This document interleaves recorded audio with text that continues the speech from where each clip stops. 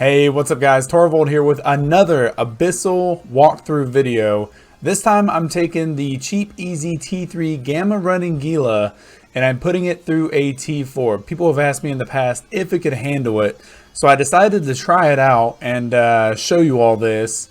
Couple videos back I made that cheap, easy Gila that can run gammas no problem. It can most likely run other sites too, but for T4 purposes, just gammas. T3 you can probably spread out a little bit and do other sites.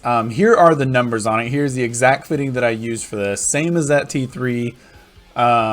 You'll notice passive shield regen, all that stuff. Some things to take note of is my hit points per second, my shield recharge, and my DPS. So while you're thinking about doing this, compare my numbers to yours with this fitting. Make sure that you have roughly those same numbers. Skills, you know, DPS is a huge part of this. With it being a gamma site, time will add up. So the first room I'm showing you here is the Charybdis Tyrannos room. This is one of those. In the next room, it'll be the Vedmak and Damavik rooms. But I felt like this was the most dangerous, hardest room for people, especially with webs and newts on the field. So I decided to go ahead and showcase these two rooms for you. Upon entering the site, whenever you're any kind of battleship room, especially Charybdis Tyrannos, I'd say the biggest threats to this thing are the Entanglers and Null Chargers. Now, I guess you could argue between the two and see which one's more dangerous. I decided to just kind of take out, take out the Entanglers first, then work on the Null Chargers.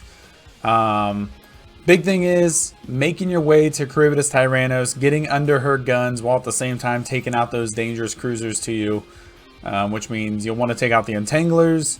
That way you don't have to worry about getting webbed and held down and be an easy target for Karen. And you want to take out the Null Charger because eventually your cap will struggle with Afterburner and both your adaptives running, and you really need those adaptives going to help with your shield resist. So keep that in mind. But once you get under Karen's guns and you take care of the biggest threats to you cruiser-wise, it's pretty easy. And then you can kind of pick and choose what you want to do. Me personally, I like taking Karen down as soon as possible after the dangerous cruisers, whatever the threats to you, after those are down, focus is all on Karen.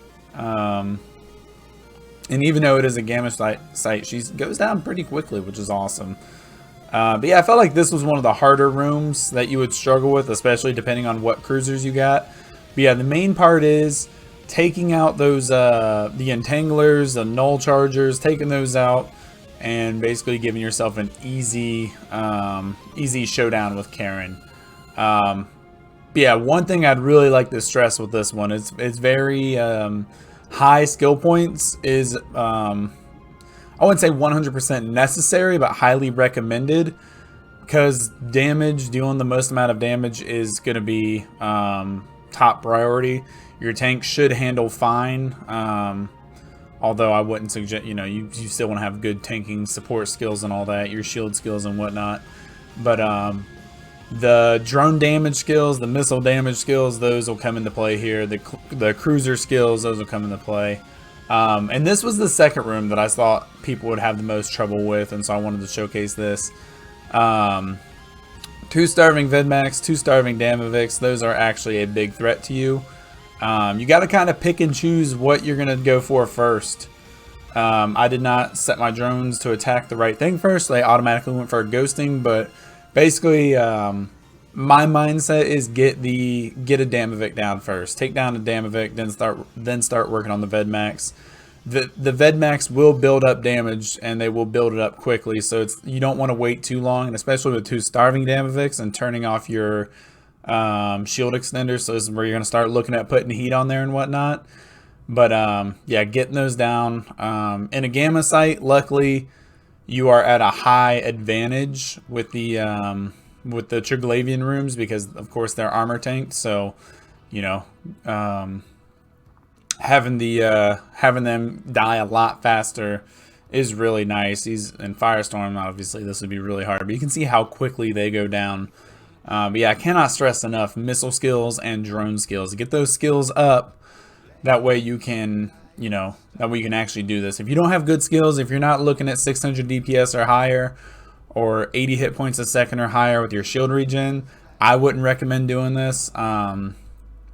You can take Pyrolancia to help you, but that would get kind of expensive, and that only helps your missile damage, not your actual drone damage, which is most important. So just keep that in mind when you're doing this. I don't talk about it a lot in videos, but this is the one where I will definitely foot stomp the skill portion of it.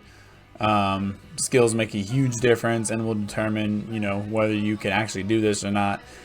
If you don't have high enough SP, you could definitely buff up some of your stuff with going the faction route, but that'll make this Gila, that'll make this 300 million ISK Gila cost 900 million ISK, which is really excessive and kind of overkill. But yeah, this is gamma only. When we're talking about T4s, you're only going to be doing gamma sites. You're not, don't try anything else.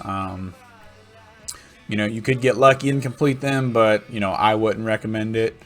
Another thing you can do to make this a lot smoother for you, get the shield capacity and the shield regen implants, the 3% there. I think it's slot 7 and 9. Maybe 6 and 9, but whatever those two shield implants are, they will give you a good little boost to your hit points and make this a lot easier for you if you're struggling. But yeah, you can see here, got a little bit hairy in the Vedmak room, got a little bit close, but overall easy stuff. And there you have it, the cheap easy Gila. Completed it. Those are the two rooms I wanted to show y'all. I decided instead of showing you just one complete run, just picking out the hardest rooms that I thought were the hardest and focusing on those for the videos. But there you have it, the cheap easy T3 running Gamma Gila doing a T4. Hopefully you enjoyed this. I'll put the fitting in the description. Thank you so much for watching, and I will see you in the abyss.